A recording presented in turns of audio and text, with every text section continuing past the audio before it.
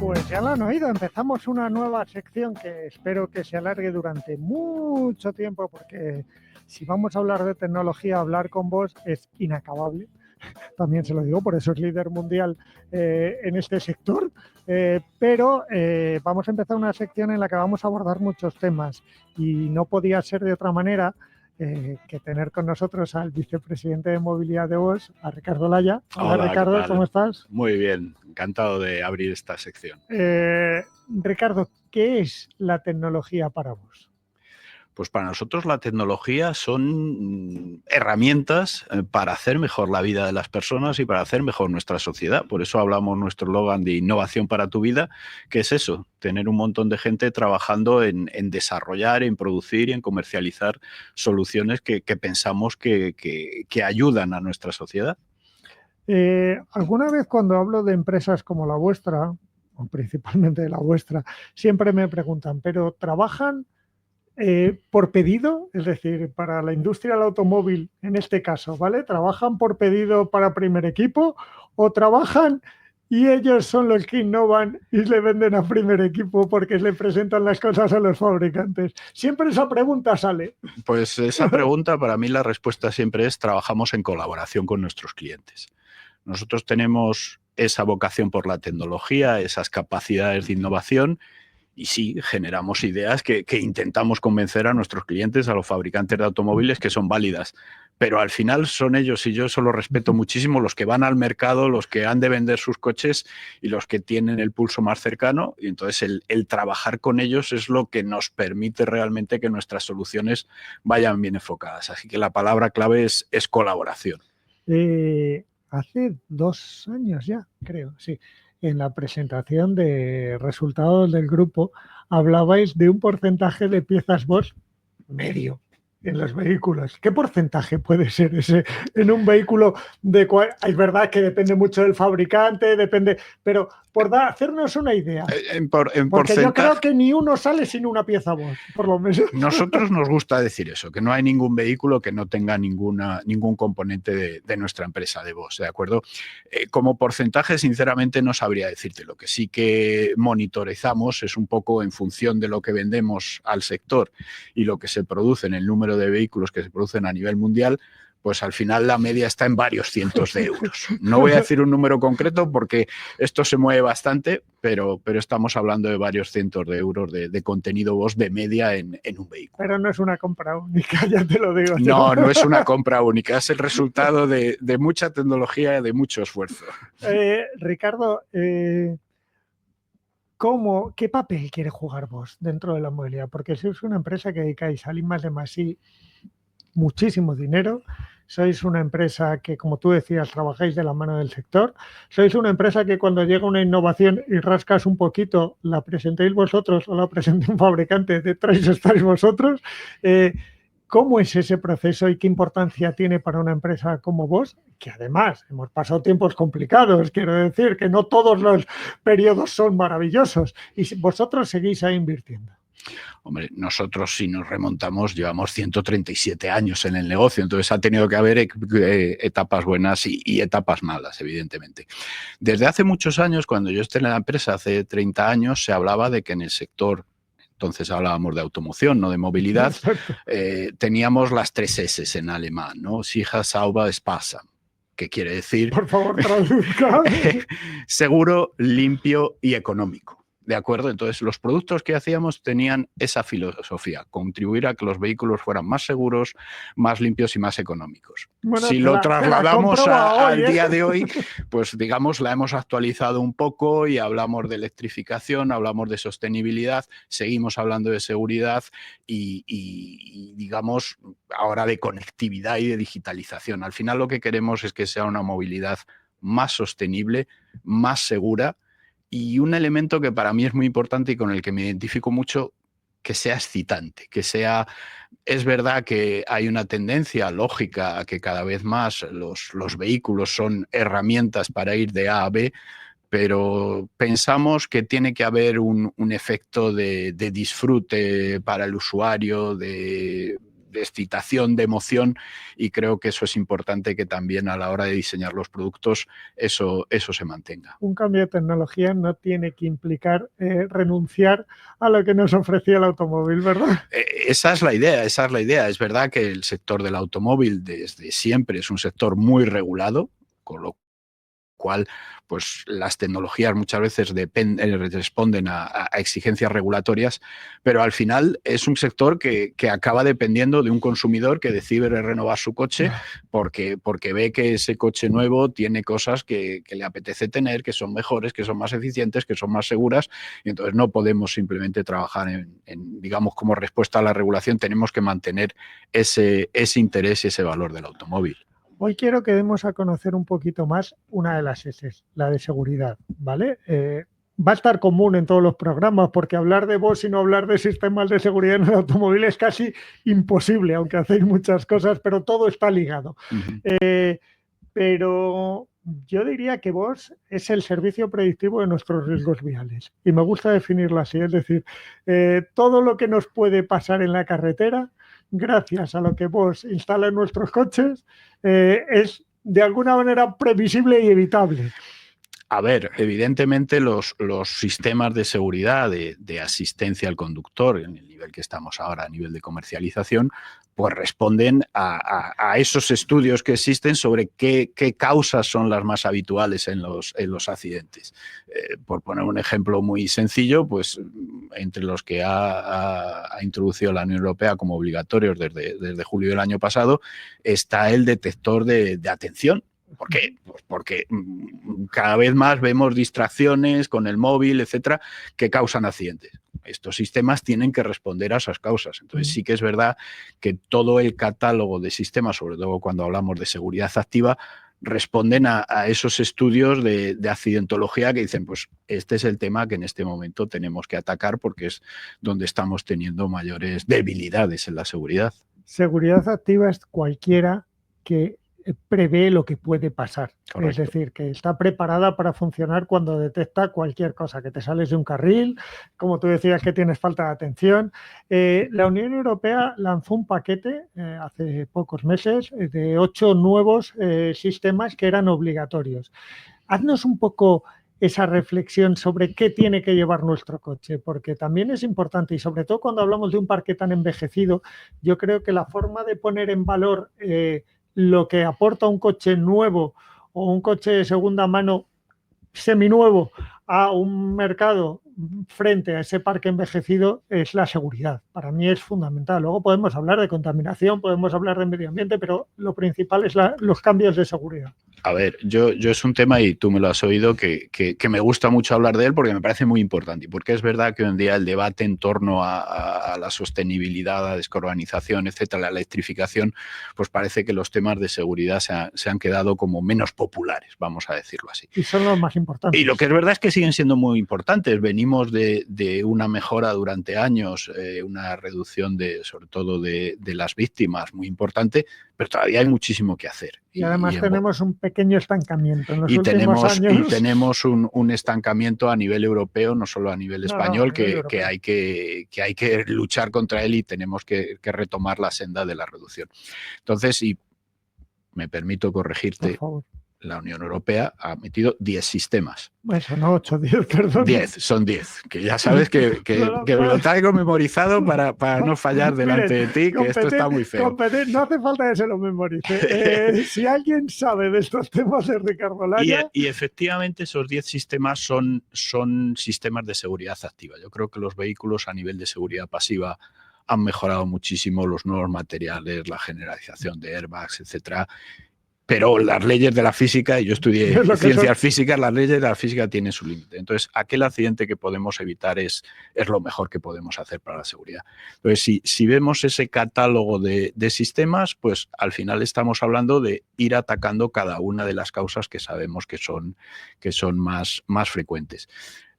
Si hablamos de esos 10 sistemas, 6 son para todo tipo de vehículos, 3 para turismos y 1 para vehículo industrial, camión, etc. Entonces, a nivel de todos los vehículos, estamos hablando de la monitorización de marcha atrás, con cámaras, con sensores, etcétera. Estamos hablando del asistente inteligente de velocidad, el que adapta la velocidad de nuestro vehículo a la señalización de la vía, la velocidad máxima autorizada en ese momento en el vehículo. La detección de fatiga y de distracción, que ya lo hemos hablado, es una causa cada vez más importante por varias tecnologías, por una cámara interior, por también un patrón de, digamos, de reconocimiento de cuál es si tenemos el volante agarrado, si estamos realmente atentos a la conducción. Ese es otro de los sistemas. El control o la medición automática, la alarma de la presión de los neumáticos, que es un elemento fundamental y tú lo sabes, y de toda la vida. Pues bueno, ahora afortunadamente tenemos las tecnologías para que eso esté monitorizado en tiempo real. Entonces es otro de los obligatorios. Luego tenemos la preinstalación del sistema el Alcoloc, el que nos va a hacer un test de alcoholemia y en función del resultado va a permitir o no la puesta en marcha del vehículo. Y por último, el término es el Event Data Recorder, para entendernos, la caja negra, el registro de cuáles son los parámetros. Tenemos unos vehículos muy técnicos con muchos datos que, digamos, tienen sensorizado todo lo que ocurre. Entonces, el dejar grabado qué es lo que ha ocurrido en esos segundos antes de un accidente, que si bien no es seguridad activa, pero sí que es muy interesante de cara a entender qué ha pasado y a mejorar. Y luego ya, si vamos a los turismos, tenemos la frenada automática de emergencia, como su nombre indica, en caso de detectar que vamos a tener o que estamos en alto riesgo. Antes de tener la colisión. Tener ese frenado, el sistema de mantenimiento de carril, que también es una de las causas, sobre todo debido a esas distracciones un poco que nos pueden ocurrir. Y hablábamos de turismos, también el avisador de cinturones que nos han puesto en las plazas traseras, que son obligatorios desde hace años. Pues ahora se ha hecho obligatorio el que tengamos también el recordatorio de si está ocupado el asiento y no está puesto, pues debemos informar. Y para los vehículos industriales, lo que es la monitorización del ángulo muerto, que también es un tema, sobre todo en maniobras, etcétera, importante. Entonces, si te das cuenta, al final estamos cubriendo las causas de accidentes más comunes hoy en día. Por eso confiamos, y los estudios así lo dicen, que la generalización de estos sistemas en todos los vehículos va a contribuir a que baje la siniestralidad y con eso que bajen las víctimas. ¿En cuántos de estos sistemas, de estos 10 sistemas, participamos? Pues en muchos de ellos, pero no todos. No vamos a decir en todos porque no sería correcto, pero en muchos de ellos. En muchos de ellos, en Bosch llevamos mucho tiempo trabajando en seguridad activa, llevamos mucho tiempo trabajando tanto en el uso de cámaras como radares, como sensores de ultrasonidos, que aquí yo siempre tengo que decir que estos sensores los fabricamos aquí en Madrid. Por supuesto. Es una cosa de la que estamos orgullosos. En el centro de Madrid. En el centro de Madrid. Que es de las pocas empresas que tenéis una gran planta en el centro de Madrid. Exactamente. Entonces, bueno, por eso estoy obligado a decirlo. Entonces, esa sensórica, ya digo, cámaras, sensor de ultrasonidos, radar, es lo que nos permite en sus diferentes aplicaciones el generar o el implementar todas estas funciones. Lógicamente, todo eso asociado cada vez más a una capacidad de cálculo, a unos algoritmos inteligentes que son los que permiten toda esa información, que es mucha, procesarla en tiempo real para poder, pues bueno, reaccionar de la manera adecuada para prevenir los accidentes en todas estas situaciones que hemos indicado. Porque claro, eso es importantísimo. Cuando hablamos de movilidad, y esto es muy importante, no nos podemos permitir ni apagones ni fallos. Es decir, el coche tiene que reaccionar, como tú has dicho, en tiempo real, en milésimas de segundo, para poder prever lo que va a pasar. Si no, no iría por detrás. Efectivamente, por eso es muy importante no solamente dotar al sensor de todos, al vehículo de todos estos sensores, sino sobre todo dotarle de la capacidad de cálculo y los algoritmos para poder reaccionar en tiempo real. Es verdad que en muchas aplicaciones, sobre todo si ya empezamos a hablar de conducción autónoma, de un futuro medio o largo plazo, la conectividad con la infraestructura, con otros vehículos, nos va a dar una potencia aún mayor y nos va a permitir, pues, hacer funciones muy interesantes y que van a contribuir también a la seguridad. Pero lo primero es que el vehículo tenga ese mínimo nivel, no tan mínimo, de capacidad autónoma de reaccionar, porque bueno, pues la conectividad, todos lo sabemos, es cada vez más generalizada y más potente, pero al final, si falla la conectividad, el vehículo no puede entrar en funcionamiento cero. Exacto. Ricardo, has hablado de una cosa importante antes de llegar a esa conducción autónoma, esa pequeña conectividad, como yo le llamo pequeña.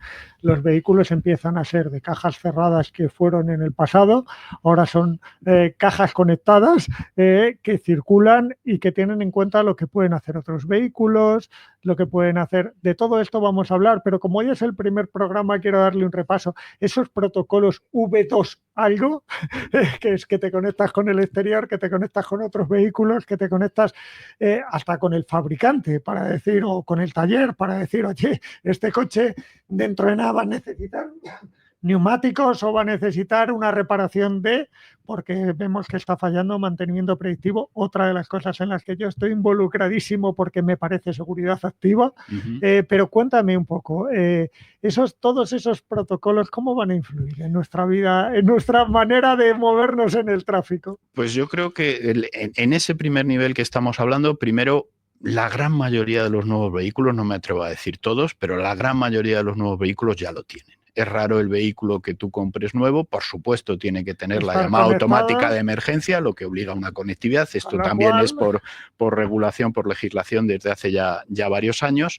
Pero claro, en el momento que dotamos a un vehículo que ya tiene electrónica, que ya tiene toda esa información a bordo, que ya conoce la presión de neumáticos, los parámetros de funcionamiento del motor, prácticamente todo lo que está ocurriendo en su interior. Lo notamos de esa conectividad, aunque sea inicialmente solamente para la llamada automática de emergencia, que es muy puntual, que tiene muy poquito ancho de banda, etcétera.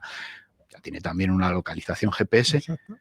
Es que tenemos la puerta abierta a muchas funciones. Entonces, hoy en día, ya digo, prácticamente todos los vehículos, independientemente de la gama que estemos hablando, van a tener esa conectividad, van a ofrecer probablemente al usuario su app en su teléfono móvil para saber dónde está su vehículo, para saber qué combustible le queda a su vehículo, para saber ese avisor de mantenimiento, etcétera. Y luego, por supuesto, es todo un mundo de servicios, por lo tanto, un mundo de negocio que se está desarrollando muy rápidamente. Para el usuario, ¿qué significa esto?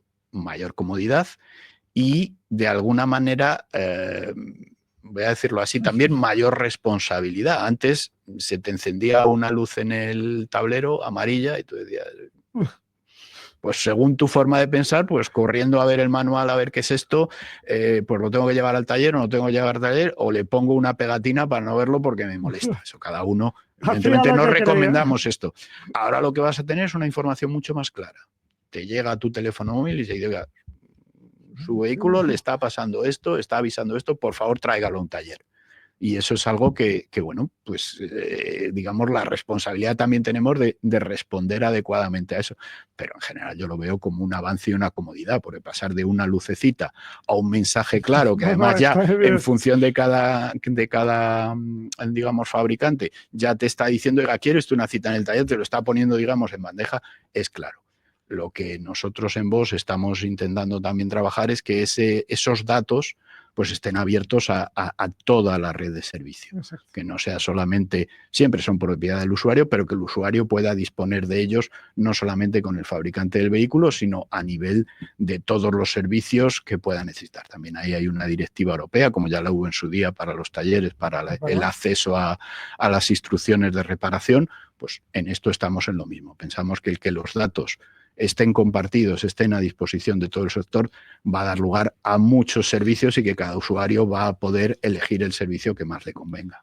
La gran pregunta, ¿eso va a suponer, porque sabes que nos la hacen a los dos permanentemente ya que te tengo, eso va a suponer que se restrinja o tengamos menos libertad o nuestros datos sean compartidos y lo puedan usar como son bulos, pero tengo que sacarlos, aseguradoras, no sé qué, para calcularnos el precio del seguro? Vamos, aquí no lo hacemos ni por colores como en Alemania de los coches, con lo cual dudo que se haga. Pero... A ver, yo creo que esto, primero, y la legislación europea en eso probablemente sea la más avanzada del mundo, los datos son del usuario. Lo cual se va a hacer lo que el usuario, digamos, quiera con sus datos. Eso para empezar. Es verdad que hay unos mínimos regulatorios, llamada automática de emergencia, etcétera, pero esos mínimos regulatorios también está muy bien calculado el anonimato. Entonces, además llega un momento en que para las marcas y en general para los operadores hay dos niveles. Tú quieres tener contacto con ese potencial cliente y ahí es un contrato que estableces, igual que lo estableces hoy con un montón de aplicaciones en tu teléfono móvil. Cualquier proveedor de telefonía. Y por otro lado, hay el valor de los datos agregados. Saber cuál es el comportamiento general desde un punto de vista técnico, desde un punto de vista de uso, y ahí lo que nos interesa realmente es el anonimato. No tenemos interés en saber cada persona que hace. Cuanto más datos, mejor. Entonces, yo ahí el mensaje es claramente de hay que ser consciente de que uno es dueño de sus datos, hay que ser conscientes que a la hora de todos estos servicios nadie está espiando a este señor o a esta señora, sino que está realmente trabajando de una manera estadística para generar un servicio y para generar un negocio, no con una falta de control. Y luego lo que también conviene decir es que las autoridades, y si hablamos de bulos, hablamos de la DGT, nos va a controlar de tal o cual manera y va a saber si nos hemos saltado un stop y todo esto. No está pensado para eso, no está pensado para eso en absoluto. Lo que queremos al final es tener la información agregada para poder gestionar el tráfico de una manera más eficaz y más segura. Exacto, y si hay un stop mal puesto o que se salta mucha gente, a lo mejor hay que poner un semáforo, quiero decirte, pero habrá que actuar sobre eso y no sobre cada uno de los conductores. A nadie le van a poner una multa porque han visto en su trazo GPS esto o lo otro. Oye, lo has sacado tú, que no yo, has hablado antes de conducción autónoma y has dicho, con lo que tenemos hasta ahora, yo quiero que eso nos lo expliques bien, ¿vale? Estamos en un primer programa, estamos haciendo un pequeño repaso a todo, pero quiero que nos lo expliques bien, porque desde una compañía como vos estáis muy ligados a lo que puede ser una conducción no solo conectada, sino más allá, hasta el autónomo. ¿En qué punto nos encontramos? ¿Qué nos permite la legislación y hasta dónde podemos llegar? A ver, nos encontramos, cuando hablamos de a nivel general, cualquier persona que vaya a comprar un nuevo vehículo, nos encontramos con lo que últimamente se ha dado en llamar el nivel de, digamos, de conducción automática 2+, 2 más. Sí, ¿Qué quiere esto decir? 5 que teníamos ahora les sumamos. Se nos han quedado cortos, ahora tenemos entre el 2 y el 3 el 2+. ¿Qué quiere esto decir? Hoy en día lo que tenemos de manera generalizada son sistemas de asistencia avanzada a la conducción. Asistencia quiere decir que el conductor sigue siendo el que controla el vehículo, el que tiene la responsabilidad y tiene un sistema a su disposición que le va a avisar o le va a corregir como asistente. Pero él tiene que seguir conduciendo. El nivel 3 es aquel en el que en situaciones muy concretas es el sistema, el vehículo, el que toma la responsabilidad y asume la conducción. En situaciones muy concretas. Siempre hablamos de 3 situaciones: aparcamiento, atasco y conducción en autopista, que digamos son las más sencillas en cuanto a la casuística y donde es más fácil estos sistemas. Pero Ricardo, ¿hay coches que hacen esto? Sí, hay coches que hacen esto, pero lo hacen a nivel de asistente. Hay algunos coches que ya tienen sistemas nivel 3, tanto en aparcamiento como en autopista, pero son pocos. Tienen todavía, y ahí intento responder también a tu pregunta, hay una regulación todavía terminando de desarrollarse para homologar, no hay un procedimiento todavía sólido, robusto de homologación, con lo cual cada sistema, digamos, tiene que pasar, va poniendo cómo lo hacemos, cada autoridad, y bueno, es un trabajo que se está desarrollando, es un trabajo completo. Por eso hablábamos del 2+, son sistemas de asistencia muy avanzados que prácticamente toman ese control en esas situaciones concretas, te obligan a pero te obligan a llevar las manos en el volante, te obligan a una supervisión, podemos decir mínima, pero a esa supervisión, ¿de acuerdo? Entonces, lo que estamos trabajando ahora cada vez más es generalizar, mejorar esos sistemas 2+, y desde luego ir introduciendo sistemas 3. Y ahí también los fabricantes están muy comprometidos. Y luego digamos, la vía de lo que en general entendemos como conducción autónoma, es decir, ese vehículo que ya funciona sin conductor. Que sería ese nivel 5. Que sería ese nivel 5 en el que ni siquiera tiene volante, no lo necesita, etcétera. Eso ya es un tema más largo plazo. Yo, y me lo has escuchado de alguna vez, vamos a ver quizá en un plazo relativamente corto lo que llamamos el nivel 4, esos shuttles autónomos, esos robotaxis en unas condiciones conviviendo con un tráfico. Ya, pero eso sería un nivel 4, ¿no? Eso es un nivel 4, efectivamente. Es un nivel 4 porque es no tanto en una situación de conductor, sino en un perímetro muy definido. Yo creo que eso sí lo vamos a ver, porque además, y con esto creo que termino esta disertación, que me está quedando demasiado larga. Pero demasiado bonita, o sea, déjalo porque estás aclarando cosas. El nivel 4 está muy asociado a un modelo de negocio claro. Un shuttle entre una feria de muestras y un aeropuerto, un robotaxi en una zona central de una ciudad que a lo mejor está restringida al tráfico. El modelo de negocio es muy claro. El modelo de negocio a lo mejor en el transporte, en sus carriles, ese tipo de cosas está muy claro. El modelo de negocio del coche fantástico que simplemente le dices dónde quieres ir o te lee la mente, ya vamos a ir al máximo. Ese modelo de negocio, teniendo en cuenta la cantidad de tecnología que tendría que tener, quizá todavía no está tan claro y tardaremos en verlo. A mí hubo uno de estos gurús ya hace bastantes años que me preguntó la edad y me dijo en una comida después de una conferencia que yo pensé que iba a salir con un coche de estos nivel 5 ya llevándome en la puerta. Tuve la suerte de comer con él a su lado y me dijo, ¿cuántos años tienes? Ah, pues mira, casi los mismos que yo, ni tú ni yo eso lo vamos a ver. Yo no me voy a atrever a ser tan taxativo, porque además estamos hablando en tu caso y el mío de personas jóvenes. Totalmente. Entonces sería demasiado aventurado, pero sí que es verdad que no es un elemento a corto plazo y además tampoco es algo, yo creo, en lo que esté trabajando intensamente la industria en este momento. Hay proyectos y hay compañías que claramente tienen ese objetivo, pero creo que más allá de los anuncios todavía queda Pero tiempo. Me ha venido muy bien esta disertación, como tú dices, porque es nivel 4, que es el del que tanto hablamos y que todo el mundo piensa que es el fin de esa automatización de los coches, de esa conducción autónoma, pues no. Hay un paso más, que es el que nos queda por todavía prever cómo vamos a dar.